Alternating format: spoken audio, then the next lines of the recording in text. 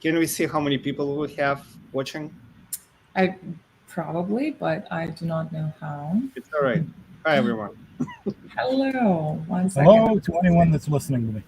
I probably, but I do not know how. It's all right. Hi, Okay. everyone. So we have. 1 second. Hello to anyone that's listening to me. Probably, but I do not. 1 second. It's all right. Okay. Did I get rid of the second sound layer? I think I did. Hello, everyone. Sorry for delay. We have Tod and Dimitri. Sorry, I was. You can call me Dima. It's much easier. Dima, yeah, it's shorter and easier. But Tod is one of our old acquaintances / friends in the business. Tod is an inspector. He owns a company called Metro Boston Property Inspections, correct? Correct. Okay, I have two names for you.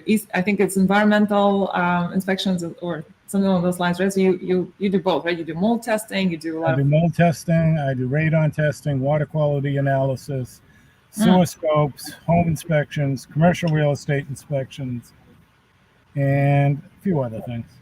Well, you've been doing it for how long? Since 1998. Good God. Okay. It's the year when I came to the United States. Me too. Yeah, that's great. Todd, Todd, sorry to interrupt. Do you do lead paint? I do not do lead paint. The reason I don't do lead paint is if you do lead paint at the same time as the home inspection, you can be out of the house in 2 to 4 hours.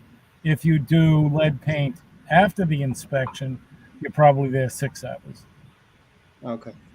Can I see a show of hands who wants to be there 6 hours? Neither do I. Right. Actually, I was at a standard inspection that was taking about 4 hours. And I think my clients were slightly regretful because they thought it meant that it was going to be a really good quality inspection, which it was. But I don't know if normal civilians have enough, patience enough to be immersed in inspection in topics for 4 hours. Anyhow. A lot of that, though, comes from what are the questions and the needs of the client? Does the client ask a lot of questions? Do they have a lot of concerns? Do they have parents with them or contractors that have a lot of questions? All of those things can add to it. How old was the house? I did one today that was built in 1760, and it took 3.5 hours. 1760. Wow. What was that, Dimitri? 1760. 1760. Wow. Built before this country was a country. Amazing. Where is that? Which town? That was in Attleboro. Amazing. But those are my favorite types of houses to inspect. Yeah. Oh, it's fun, I'm sure. They're also the houses that you should never waive a home inspection on either. Because sorry. Everything you could imagine finding in a home, this had except asbestos. Everything else that was in there. And not that we want the person to step away from the deal, but it's important to know what it is you're facing when you're buying an antique home. Right. And I feel like that's one of the topics that's so central. And I feel like there's a lot of sort of rhetoric, but it's very superficial rhetoric about informed consent. But I think there isn't really enough informed consent in most areas of our lives. And this is one of them. Here's something to consider in that. There are two ways of doing business. And in Massachusetts, it's predominantly caveat emptor, which is buyer beware. Right. But there is another way of doing business, which is caveat emptor, which is seller beware. And buyer beware means you're supposed to do your own due diligence. But what happens when you don't have the ability to do your due diligence? You can't guarantee yourself that it'll pass appraisal. You can't guarantee that a mortgage company will give you a mortgage, and you can't guarantee to find out about the conditions of the home. Who becomes responsible in the transaction? Is it still caveat emptor? You can't do due diligence. Or is it caveat venator that the seller has to disclose everything they know about the property, which right now all they have to disclose is knowledge of lead paint and is it on sewer or septic, and that's it. Mm-hmm. And throughout the country, they have been working off of seller beware. that you're not letting somebody do the inspection. Now you're responsible, and you can be About, sued. sorry to interrupt you. How about structural issues? The seller need to disclose that. I believe If they are aware. Now, this is where it gets gray. Do they know about it? Right. Do they know? Now, one case that I know of, the seller stored stuff all around the foundation, completely covered the foundation. Buyer moves in, all of the stuff's gone, and the foundation has all kinds of cracks, as well as patched cracks, but it had some pretty significant cracks. Do you think the seller knew about them, and should the seller have disclosed them, where he didn't let them have a transactional inspection? This was all found after the person moved in. Mm-hmm. Who has to be responsible for that? And should anyone be responsible for it? So this is where, we were just talking a little bit before. So this is where it gets complicated, right? Because on the one hand, the foundational layer is economics 101, right? Supply and demand.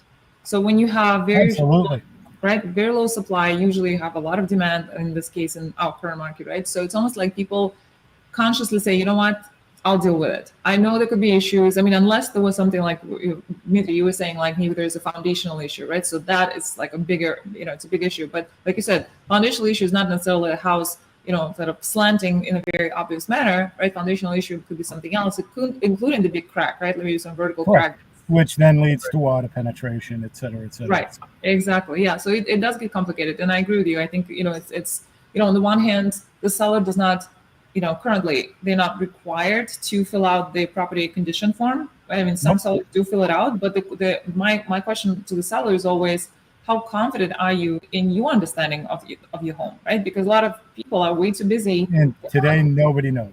Yeah, exactly. We're not technical, we're not super handy, most of us, right? Urban dwellers. Mm-hmm. And a lot of times people just say, well, to the best of my knowledge, I had an electrician come and fix this. So I know that, my electrical, panel is 200 amps, right? So I want to disclose that. That's great. But if you're disclosing one thing, you also disclosing everything else, right? Because it's on the same form. And you better be pretty confident, right, that everything else you're saying is pretty accurate. So my question is, sorry. That is absolutely correct. But being the litigious state we are that you were talking about, right? The buyer sues, and it goes to court. And the lawyer looks at the seller and says, Mr. Seller, you leaned all of these things up against the foundation and covered everything on the foundation wall. And then you took that stuff away.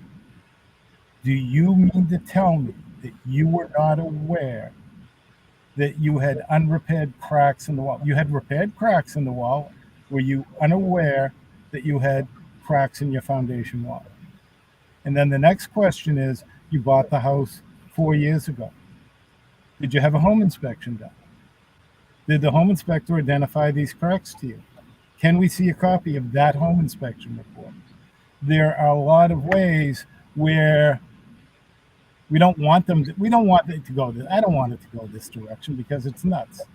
Right. But this is what's going on in California. It's what's going on in Arizona, Colorado, Texas, is people are being brought to court because they sold a house with significant issues and didn't disclose them, and said they wouldn't accept an offer with a home inspection contingency. Todd, can I ask you a question? So, Dmitry, you might have also. I have a question too. Yeah, I just want to see your perspective. Look, so Dmitry is a realtor, Todd is an inspector, obviously I'm a realtor as well. So for example, one of the things I often do is say, we'll do the inspection, we'll propose the inspection on the original offer, but we'll give the seller sort of a layer of confidence or kind of peace of mind by saying that, we're not going to be nickel and diming, we're interested in big ticket items. And so the threshold for us to exit the deal might be, on each deal differently, but let's say my clients really just, they just want to know what's going on. They just want to be familiar with the house. They're really not interested in just walking away. This is not like some exit, strategy that, that they would just exercise because they're whimsical people or something. so it would be like a $20,000 threshold, right? So unless we Absolutely. find massive issue, That's where it should be today. right? The buyer does need to assume some risk in the transaction. Right.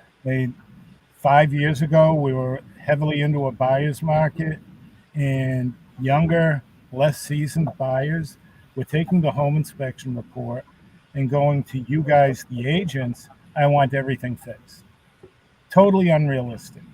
Right. Totally unrealistic. The home inspection report should identify everything in the home. But are we really concerned about the dripping faucet? Or are we concerned that our HVAC system needs to be replaced? Mm-hmm. Are we concerned that there's an underground oil storage tank outside? Are we concerned that there's a leaking oil tank in the basement? Those are the big ticket items that really should be of concern. Roofs, heating systems, significant. There are some homes that are plumbed in type M copper, which needs to be fully replaced, or polybutylene tubing, which needs to be completely replaced. Mm. Those things, yeah, those are big issues. But if there's a leaking valve, no, not so much. Buy to assume risk. Yeah, a couple questions. The first question is how well, I guess it's not a question for the home inspector, more for the lawyers, but does the agreement, purchase and sell agreement, protect the buyer, the seller enough so the buyer cannot go after the seller? Well, So that would depend on what's in it. But regardless of, I can't tell you how many times home inspectors get sued for things that are excluded in the inspection agreement. And even then, with errors and omissions insurance, and we do have some pretty good lawyers that defend us, the judges will blow right through that agreement. Oh, they had to sign it under duress, under coercion. I actually, on my blog, have 2 articles. One of them is best interest of the client, and the other is atmosphere of coercion. And it discusses these things. If someone feels they're being pressured into waiving the home inspection and signing documents that aren't actually in their best interests, judges and juries will ignore the purchase and sale agreement and just keep moving forward. It's interesting. We saw what happened in New York, where there was no crime, no lawsuit from any private citizen, no complaint from a private citizen, but somebody wound up having to pay the state of New York, or the city of New York, $354 million. No. They just ignore that stuff and move forward. And we wind up paying at least $5,000 as our deductible. Interesting. I guess from the seller perspective, the biggest kind of fear of unknown, and if the seller accepts the offer with inspection contingency, what do you think about unknown issues will become known issues? I didn't really understand what you said, Dimitri. No. So let's say seller doesn't know about something. Mm-hmm. The house has any kind of issues.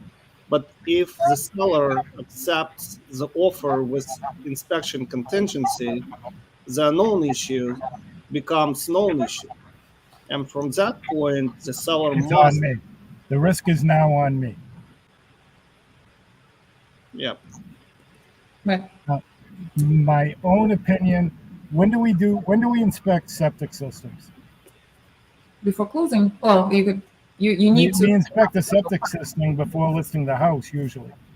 That's a good. Yeah. Yeah, you have to get certificate. Yeah. Sorry, I The meant best way to solve this, and California is pushing toward this, is to have the home inspection done by the seller prior to listing.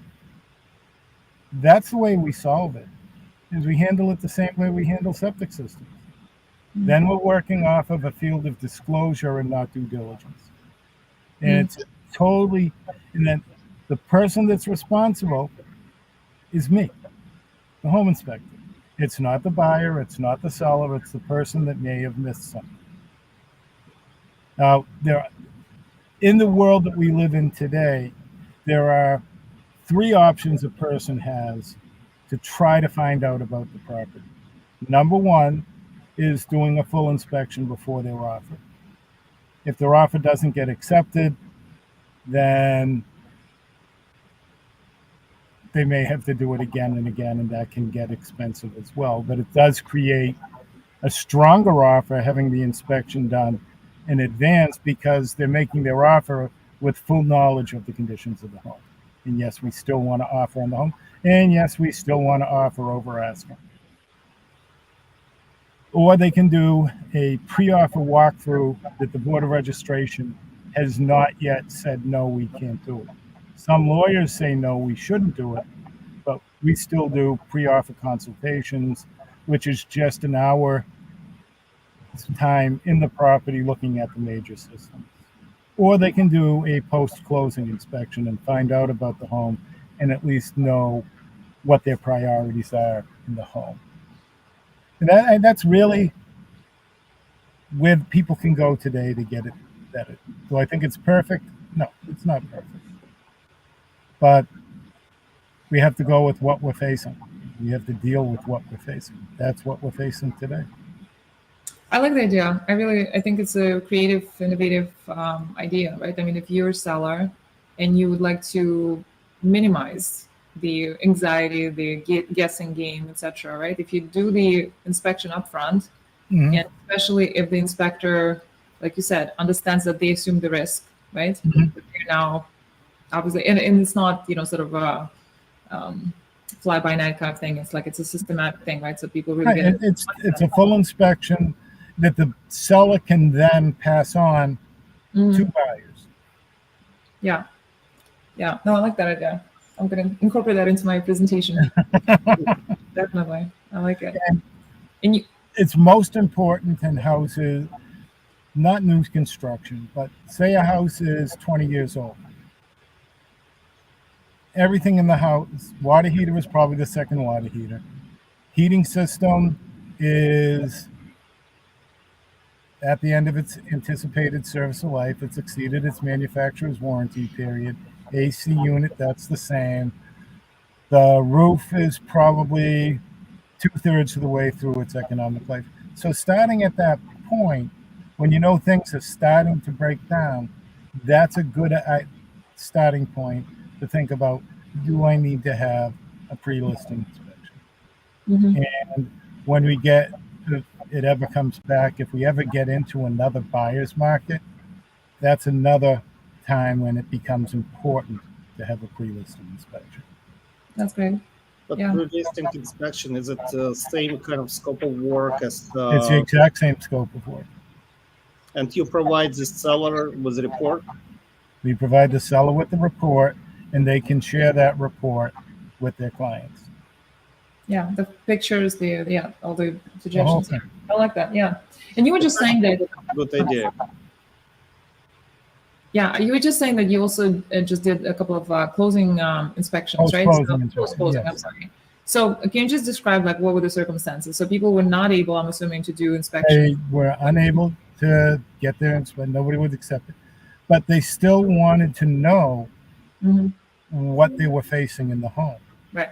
The purpose of the home has shifted since I had mine done in 1984. When home inspections started, all home inspections were for informational purposes only. There was no second bite at the apple. And then it started to be using as a tool to renegotiate. And then people started asking for too much. They started asking for ridiculous things. And now all of a sudden, the sellers are holding all the power. And they're just saying, no, I don't want to deal with it. And we're not going to accept inspections. So people still want to know what's going on. So it brings it back. The post-closing inspection provides some balance in the owner's life in knowing what are the important things that need to be fixed? Where should I be budgeting money for the future? Because without the home inspection report, they don't know. Many components in the home, today's buyers don't know how to deal with them. Well, how often should I have my heating system serviced? When should I replace my filters? When should I replace my water heater? They don't know. So this can help them out with that. Todd, but just to be clear, so I don't know if that's really something that everybody's pretty much clear on, or if that comes as a surprise, but I think sometimes people come to do inspection and they expect to get a rundown on all the different costs that might arise from whatever the findings are, but that's not your job, right? I mean, you home inspectors, it's not that we don't want to. Right. In many cases, we don't know. Without taking measurements and knowing what materials we're going, home inspectors just don't know. Right. And a home inspector that was a contractor in the past wasn't an electrician, wasn't a plumber, may not have been a roofer. So in 2001, when the standards of practice were written, home inspectors were prohibited from quoting prices. If we think about the home inspector, he's only seeing what's on the surface. He's the primary care physician. He's making the initial diagnosis of what's going on in the property. And his job is to make sure that the client goes to the specialist to find out the full extent of repair needed and how much it's going to cost.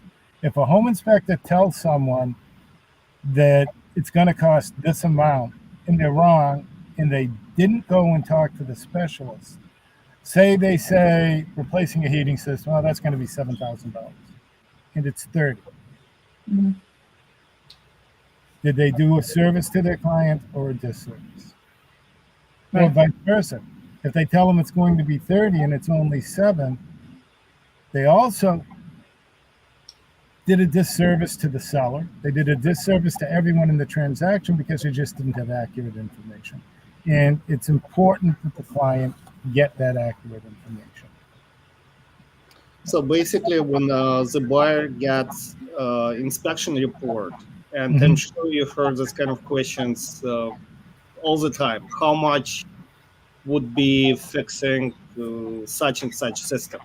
What's your answer? You send people to the specialists, or we send them to. We actually deal with that at the beginning of the inspection, where we explain to the client that these are things we're prohibited from doing. And there are four things that I really emphasize. We don't call anything, we're prohibited from citing code or referring to anything as a code violation. If you think about the house I just inspected, built in 1760, the kitchen was probably updated in 1980. It did not have GFCI protected outlets in the kitchen. Is that a code violation? No, because it was installed properly when it was installed. His grandfather, I got you into that. Is it a upgrade based on a safety issue? Yes. So we don't talk about code. We are not contractors, plumbers, electricians, etc. So we don't know what it would cost to replace anything. We're not doing the work. I don't know what somebody else is going to charge. And if the client does what we recommend and they're able to do what we recommend, is to get 3 estimates for repair, all 3 of them will be different. So Todd, can I ask you, so just realistically, a lot of times things happen pretty fast, right? So for example, if I have enough time and by some miracle, like you said, right, in this day and age, that I actually got the inspection agreed to, right? So I would suggest, and let me know if you have seen other models, to just basically come maybe with a contractor, maybe to the inspection, or book it like before. That is fine. So you get it done. I encourage that because today's client does not have the knowledge of the home. That just, I'm a boomer, the most despised generation in the world. But I am, I am a baby boomer, and we had shop in school, and my father taught me how to use tools and how to build walls and work on cars, and that doesn't happen today. So having a contractor along with their home inspector to give them a better idea of what's going on is important. So I would not shy away from that at all. Yeah, that's a good idea. And one thing I also want to, we're going on, I think we're almost like half an hour, so I don't want to hold you up too long. But what I want to ask you also is, recently you did an inspection for me, and I really loved how you did it. It was just so well organized, even though my clients were in another state and they could only join on Zoom. Mhm. But you basically, and we were a little bit confused, honestly, because I was ready to basically like turn my phone on, do FaceTime and just walk around and like breathe down your neck, right? And you said, let me suggest another way. And you said, okay, let me do the run through, right? Take all my notes, take my photos, right? And then I'll send you the Zoom link. We'll sit down. I'll walk you through everything. And I was like, it was so smooth and so nice and so informative and so clear. And I just really appreciate it. Thank you for doing that, because I was a bit anxious. You're very welcome. Yeah. And once again, what's in the best interest of the client? Right. And you and I do share the same client. If you're a buyer's agent, your client is my client, not a customer. So Yeah. just It's need to really- make sure we do what works for them. Right. Yeah. So And- thank you. You're organized. I loved how smooth everything went. You were just like, yeah, here's a Zoom link. Here's this. See you in 20 minutes. We'll send you a message to alert you. Yeah. That's what happens when you do the job the same way every time for 26 years. Since 1998. I know. Exactly. Dimitri, do you have any last comments or questions, suggestions? Just one comment. I did a few inspections with Tod, and it was great. I love your work. I think for the inspectors, the most important, I know how hard to kind of find the compromise, keep the deal going on, not scaring the person, the buyer, away from the house, but at the same time, give them like full picture, what to expect and how to deal with the issues, with potential issues. One of my favorite phrases, Dimitri, and I got it when I was doing real estate appraisal, is that the home is in a condition consistent with its age. Every home in every period is going to have the same conditions as every other home built in that period. Or they may be updated, but it's pretty sure we'll find some of them. So, but also quality of work. A lot of homes, same age. Some home was built with better constructors than another. That is quite true. Yep. For the most part, it's pretty easy. So Tod, Pretty where? easy. Oh, sorry. You want to say? No. I was just gonna say. So I have dropped in the comments. I dropped your blog link to metrobostonpropertyinspections.com/resources, right? Correct. And is there a better way or another way to get in touch with you? They can. The best thing is our phone number, 781-828-1972. They won't get in touch with me directly, but I usually have my cell phone silent anyway. When I'm on an inspection, I'm not answering the phone. When I'm talking with referral partners or others or at a meeting, I don't have my cell phone on because I believe I should be paying attention. But somebody wants to get in touch with me, they can call Missy. Missy will get in touch with me, and I can get in touch with them. Awesome. Okay. On the best part, I'm right around the corner from you, Tod. We're neighbors. Well, you live in Sharon now? Because I just moved back to Sharon from my office. Oh, I live in Canton. I live 3 minutes our away. towns are close by. I used to have, until beginning of March, I had an office in Canton, but I shut it down. Did you move? And moved home. Oh, okay. I didn't know. The rent was just killing me. Yeah. Working from home. It's the way to go. I'm also now with cloud-based brokerage, and it was pretty funny trying to verify your Google address, because they say, but do you see clients there? I said, well, I could, right? So I had to make like 3 trips or 4 trips. It did work, but it was just so funny. I was like, how do I prove that I'm real business? But yeah, it's it's funny because I feel like that's where things are going, cloud-based or like virtual, etc. Because truly, everybody works from home these days. Yeah. Even if it's just a couple times a week. Yeah. Yeah. Okay. I agree. All right. Sounds good. Thank you so much for finding the time to Thank you Thank for you, inviting me. And I'd be, if you ever want me to do it again, I'd be happy to. Well, Sure. let us find some really complicated situation to run by you. Some horror story, you know. And, well, I hope not, but you know, we might need your expertise to comment. All right. Thank you so much. Thank you. You're welcome. Thank Take you. care.